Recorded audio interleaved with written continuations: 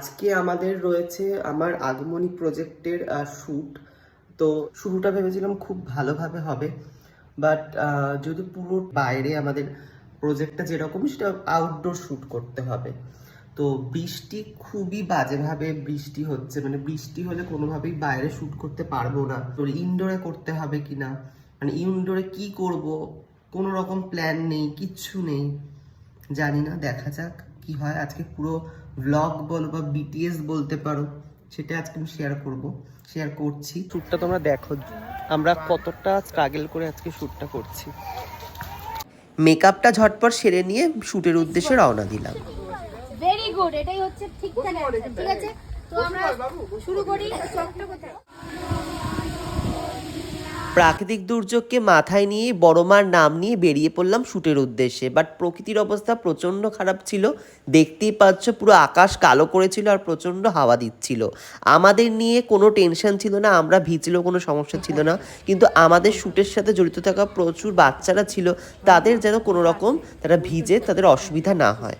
প্রথম লোকেশানে shoot complete করে সেকেন্ড লোকেশানে পৌঁছাতে না পৌঁছাতেই বৃষ্টি কিন্তু নেমে গেল, যেটার ভয় পাচ্ছিলাম।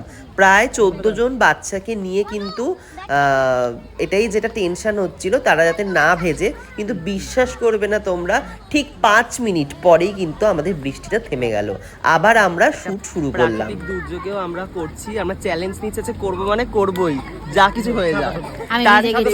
আমি ভিজে গেছি। না আমরা সবাই গোটা টিম, এই বাচ্চাগুলো সবাই ভিজে গেছে। সবাই, বরং আমি ভিজিনি বরং। না, আচ্ছা তোর দেখো কতটা গাইস আমাদের কষ্ট করতে হয়, এমনি এমনি শ্যুটটা ভালো বেরোয় না, বৃষ্টিতে ভিজে কাদা মেখে। কাদা ইজ কামিং সুন। একদম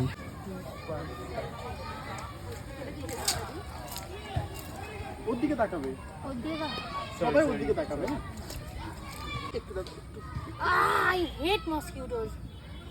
যাই চলো 3 2 1 and go। আরেকবার। এবার সেই প্রভাবশালী ব্যক্তির চরিত্রে আসলাম, যেটার অভিনয় কিন্তু আমি করছিলাম। তোমরা সবাই আমার এই অভিনয়টাকে সাধুবাদ দিয়েছো, আমার ভীষণ ভালো লেগেছে। 2025-এর আগমনী প্রজেক্ট দেবীকে তোমরা অনেক অনেক ভালোবাসা দিয়েছো, তার জন্য তোমাদের অসংখ্য ধন্যবাদ। প্রায় 145K ভিউজ এবং 1.1K লাইক গেছে, এবং তোমাদের প্রচুর ভালো ভালো কমেন্ট পেয়েছি, যার জন্য সত্যি মানে এত আমাদের স্ট্রাগল কোথাও গিয়ে সার্থক। এভাবেই তোমরা আমাদেরকে ভালোবাসা দিয়ে যেও আগামী দিনে।